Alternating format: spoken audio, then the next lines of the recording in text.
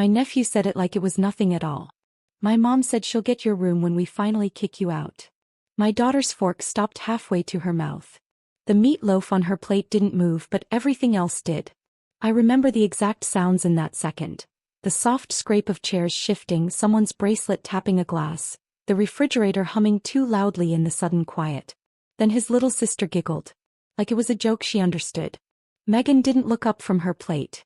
She just smiled to herself, satisfied in that private way people get when they think they've already won something. Rachel turned toward me slowly. Her voice came small. "Mom, are we getting kicked out?" My hands tightened under the table. I pressed my napkin flat against my lap, smoothing it over and over like it could anchor me to something solid. This was my house. My kitchen. My table. My groceries. My bills taped to the fridge next to her drawings and the reminder to buy cat litter. Their casserole dishes were on my counter. Their jackets were on my hooks. And in the next room, the bedroom in question still had the teal bookshelf I built, the paper chain Rachel made from old worksheets, and her name in glitter letters on the door. Megan finally spoke without looking at me. "We're just joking," she said lightly. "Relax." My mother gave a small shrug, the kind that always meant don't make this a thing.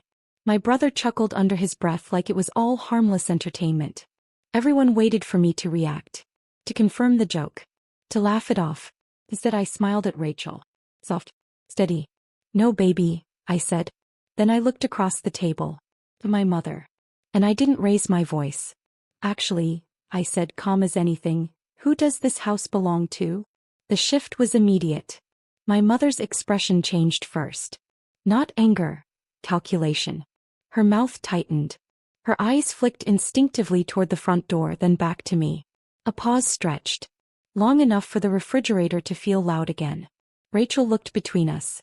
I reached over and tucked a curl behind her ear like nothing in the world was happening. "Eat your dinner," I told her gently, and kept serving green beans like my pulse wasn't trying to climb out of my chest. Around the table, Megan's kids had already lost interest and started arguing about ketchup. But the adults weren't eating anymore. They were watching me. Like I had just moved something they didn't realize was attached to the whole structure. Maybe I had. If I'm honest, that moment should have warned me what was already in motion. But I didn't know it yet. Not fully.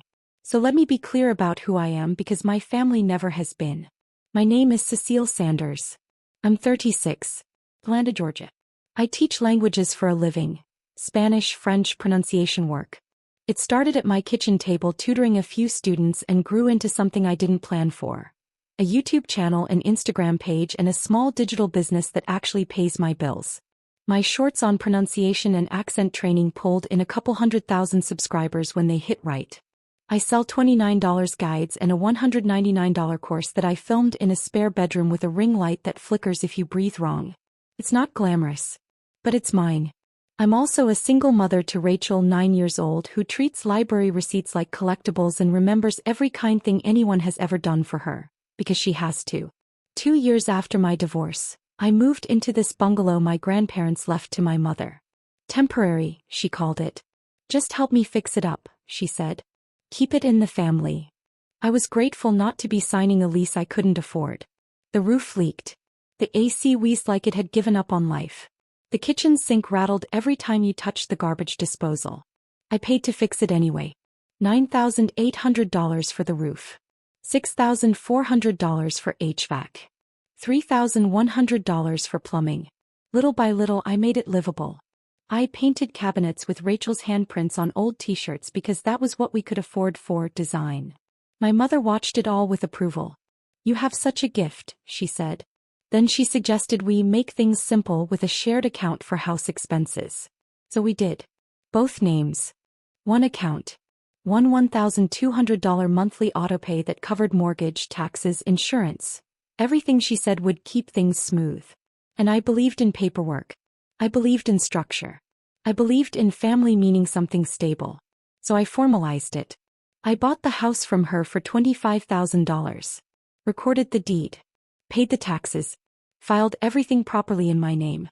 She was at the closing. She joked with the title agent about keeping it in the family while I signed. After that, she still called it her house. And my family treated me the same way they always had. Not as the owner. As the backup plan. I paid my mother's power bill when she forgot. I covered Megan's minivan down payment. I paid my brother's rent during the pandemic because family helps family. I put everyone on my phone plan because it was cheaper than their late fees. They didn't see generosity. They saw availability. They tolerated my work because it funded what they needed. Mom clapped when a brand sent me tea samples, then called it your little internet lessons when she thought I couldn't hear. At Christmas, she told relatives my YouTube channel was finally helping pay real bills, as if she hadn't handed me her gas statement 2 days before. And Rachel, my daughter, was never quite folded into them the same way. No one ever said it directly. That's not how they worked. It was always softer than that. Megan forgetting to add her to group chats. Grandkids' photo cards that somehow missed her name. Matching jackets ordered without her size. A Thanksgiving table with labels for every child except mine, where Rachel's name was written later on a folded napkin like an afterthought someone didn't want to correct. Small exclusions. Quiet ones. Once my mother handed Rachel a camera at a family gathering and said, "You're so good at taking pictures," like that was her role. I stood there holding paper plates and said nothing, because I was still trying to make peace with the idea that if I kept things smooth enough, they might eventually treat us like we belonged. But that night at the table, when my nephew spoke so casually about us being kicked out, something finally broke the illusion. And for the first time I didn't smooth it over. Last month Megan asked me to cover the $4,000 deposit for her kitchen remodel. "The contractor needs to lock us in now," she said. "I'll pay you back with my tax refund." I transferred it. Not because I didn't have doubts, but because I pictured something simple that I apparently still believed in at the time. Holidays where we weren't balancing hot pans on folding chairs in her cramped kitchen, everyone finally eating in the same space without stepping around each other. Then her tax refund went somewhere else. Car repairs. And a week later she asked me to cover the second payment too. That's when I paused. "I need to look at my numbers first," I said. Something shifted after that. Not loudly. Just enough that I noticed the temperature drop. Rachel came home from Grandma's that weekend with a dollar store puzzle. The boys came home with new gaming controllers. One from Grandma, one from me. Mom smiled when I noticed. "Well," she said lightly, "their dad helped out." And she looked at me like I was supposed to understand what that meant. So when my nephew joked about taking Rachel's room when they finally kicked me out, it didn't feel like a single careless comment. It felt like something finally saying itself out loud. A pattern I had been standing inside for years without naming it. I paid for the roof over their heads. And still somehow I wasn't fully inside what I was paying for. Rachel wasn't either. Not when it mattered. We finished dinner anyway. I moved through the kitchen carefully like nothing in me was shaking. I stacked plates. I packed leftovers into my own containers and labeled them with dates out of habit more than intention. Megan and my mother stood in the doorway talking about Christmas like the earlier moment had already dissolved into nothing. "The kitchen will finally be done by then," Megan said, smiling. My brother walked past me without asking and opened my freezer like it belonged to him. He came up with ice cream and grinned like he'd found something valuable. Rachel sat in the hallway playing with the cat, watching me between movements, checking my face the way children do when they aren't sure what version of home they're in that day. I smiled at her the way I always did. Calm, reassuring, predictable. The same tone I used when she asked if thunder could break windows. After everyone left, the house changed shape. It got too quiet too fast. I stood in the dining room and looked at the dent in the table from where I dropped it in 2 weeks after we moved in. A stupid small mark. A reminder that I had been living here long enough to leave evidence behind. My chest felt tight. That question Rachel asked earlier wouldn't leave. "Are we getting kicked out?" I let the dishwasher run. I took off my sweater and hung it over the chair like it suddenly weighed more than fabric should. Then I did something I should have done a long time ago. I opened my laptop at the counter.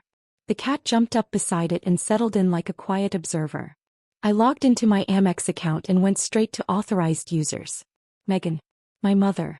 The cards I had added for emergencies. I clicked remove. The system paused.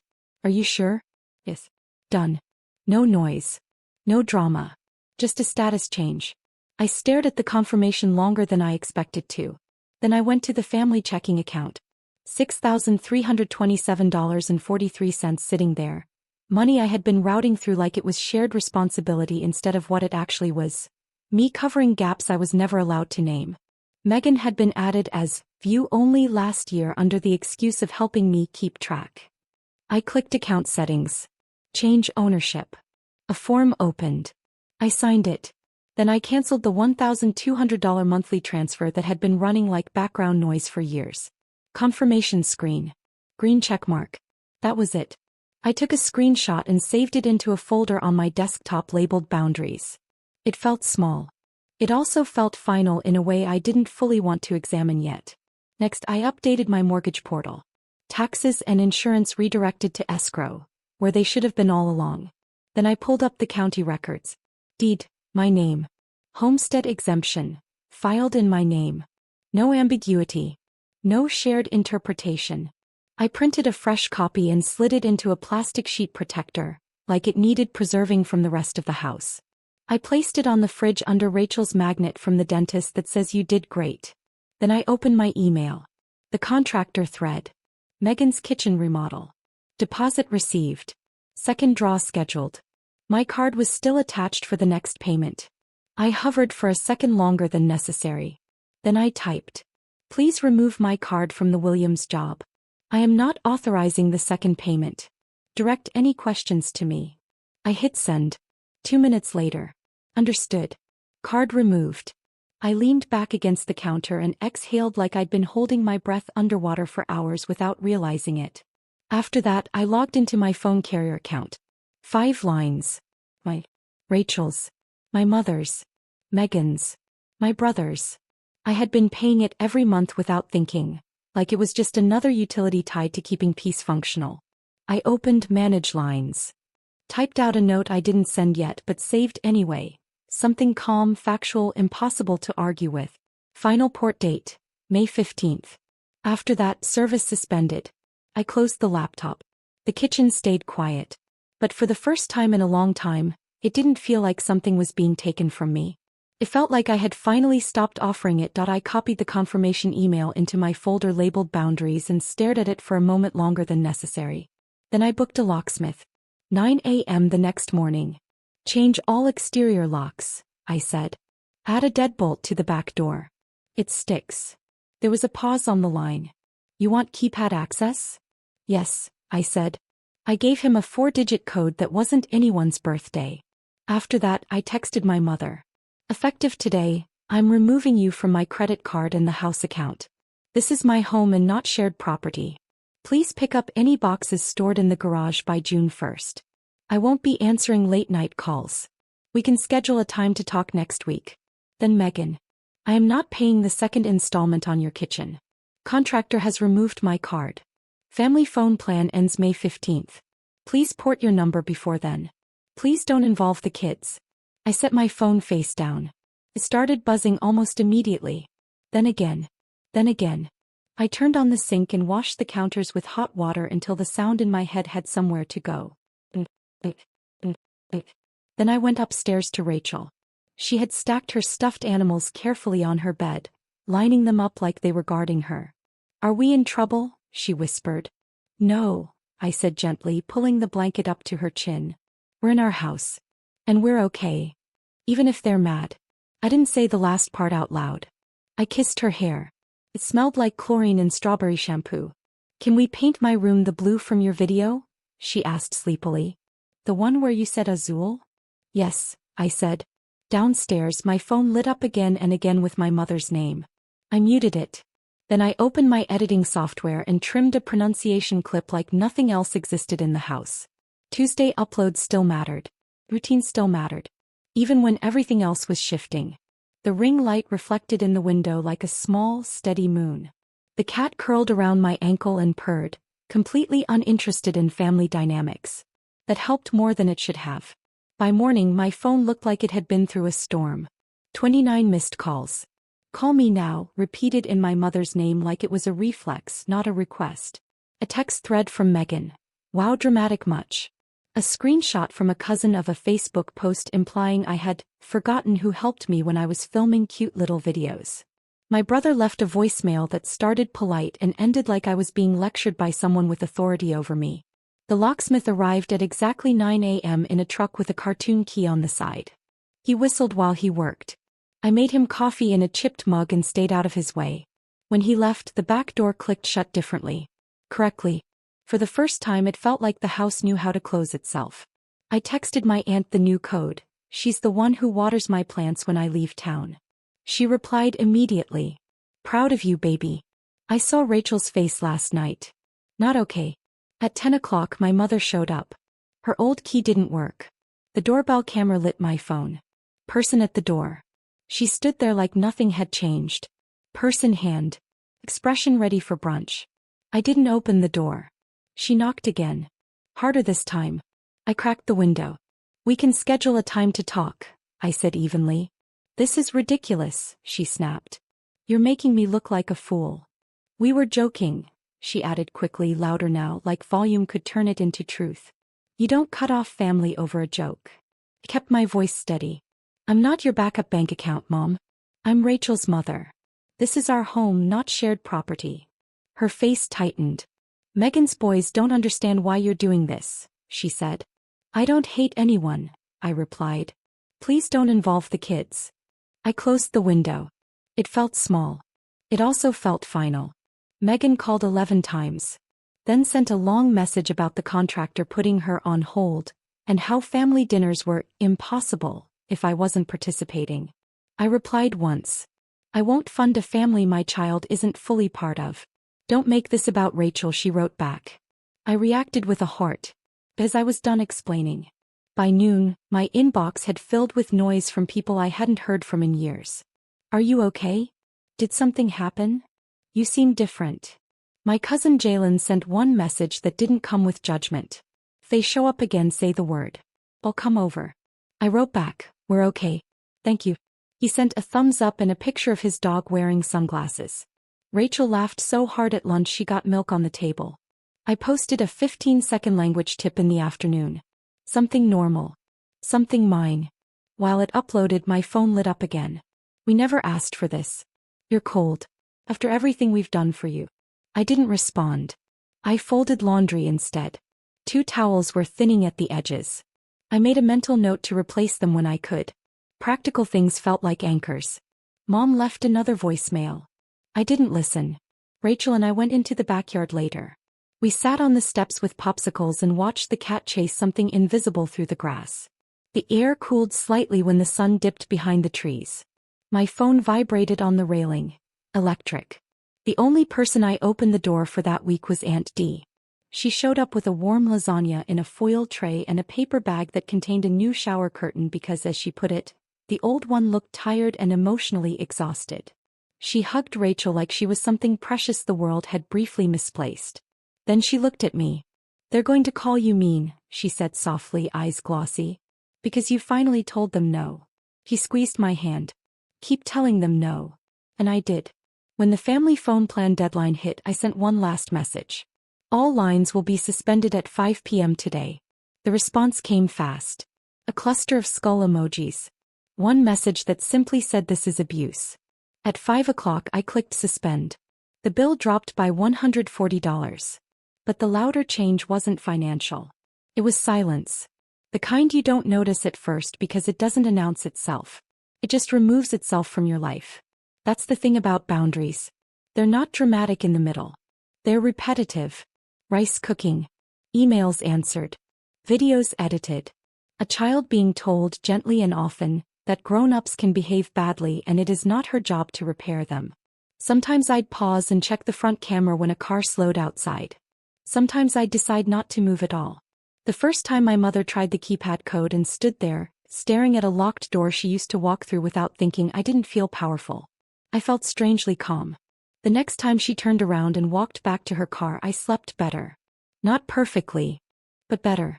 We started Sundays. Rachel named them spaghetti night like it was a tradition that had always existed. I browned garlic in a dented Dutch oven while she set mismatched plates on the table with full ceremony. I put 2 extra chairs at the end every time. Not as a statement. Just as a fact. There was space if someone came with kindness instead of expectation. Aunt Dee and Jalen showed up first. No warning. No negotiation. Just salad, supermarket cannoli, and the kind of presence that doesn't ask permission to exist. Jalen's girlfriend taught Rachel how to twirl pasta properly, spoon against fork like she was passing on something important. After dinner, Rachel gave them the full tour. The teal bookshelf. The paper chain. The taped-up paint swatch she'd chosen from one of my videos. Azul, she said proudly. Like the ocean. We painted it the next weekend. Just one wall. Rachel dipped the roller too far and laughed when the cat attacked it like prey. Paint splattered the floor. We cleaned it up together. Still looked better than before. Like a room that expected to be lived in. I put the homestead exemption back in its file folder. But I kept the deed copy in a drawer by the stove, next to rubber bands and takeout menus. Not to display it. Just to touch it sometimes when I was waiting for water to boil. Proof that didn't need an audience. Megan went quiet for a while. My mother sent occasional forwarded jokes with no apology attached, no context, just testing whether I would respond. "How's Rachel?" she wrote once. As if nothing had shifted. I answered only what was about my daughter. Nothing more. If money requests came, I said the same thing each time. "I'm not your bank." And stopped there. If they said they missed family dinners, I said, "So do we. Family means Rachel too." On the third spaghetti night, Rachel taped a drawing to the fridge. A small house. 2 stick figures. A crooked lemon tree beside the porch. Under it she wrote carefully, "Mom, Rachel's house." Spaced out like her spelling test. The next day we planted a real lemon tree. A thin Meyer sapling from the nursery with a tag still tied to it. We dug the hole together. The soil smelled like rain that hadn't fully decided to fall yet. Rachel pressed the dirt with both hands. "Will it stay?" she asked. "Yes," I said. "It will." And I realized I didn't feel victorious. I felt accurate. Like I had finally answered a question in the same language it was asked. The house still creaked. But it no longer sounded like something warning us. Just something settling around us. One night, Rachel fell asleep without asking me to check the door twice. I still checked anyway. Once. Then I set the deadbolt. Quiet. Final. Ordinary. That's what it became. Not speeches. Not confrontations. Just consistency. No, I won't fund a family my child is excluded from. A blue wall drying in the exact shade she chose. A lemon tree taking root in soil we dug ourselves. And a life that no longer required permission to exist in its own home.